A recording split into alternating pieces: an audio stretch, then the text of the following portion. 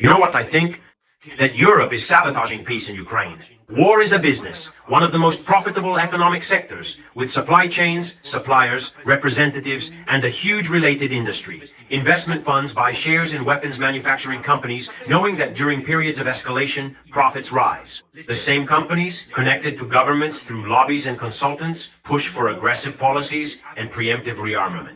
Governments find in war the perfect excuse to justify expenses that would be unacceptable in normal times. Every missile launched is money that moves from a public budget to a private one. Every tank produced is an order paid for with citizens' taxes, who at best will receive only a vague sense of security and protection. Peace, on the other hand, interrupts the flow of money and power that only war can generate.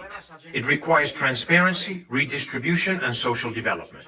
Very soon, President Trump and President Putin will meet together to discuss a possible truce in Ukraine. Whether the agreement is reached or not, the goal is clear: to try to stop a war. But the European Union has not been invited, nor has Ukraine, because on the geopolitical chessboard, whether we like it or not, today neither Brussels nor Kiev truly matter.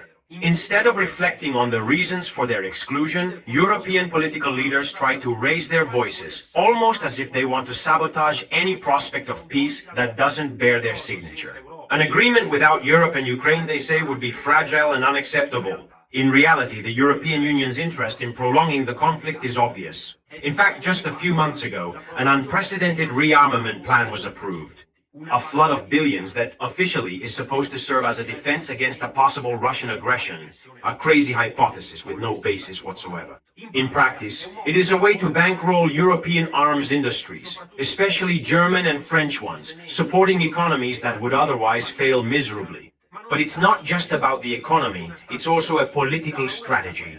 The fear of war, the constant tension, fueled daily by compliant and subservient media, becomes a tool of control. Frightened citizens are more likely to accept cuts, sacrifices, and new extraordinary measures. Dissent is branded as irresponsible or as siding with the enemy. Peace in this scenario would be a problem. It would reduce psychological pressure, remove the excuses for colossal spending, and force people to talk about healthcare, education, and employment.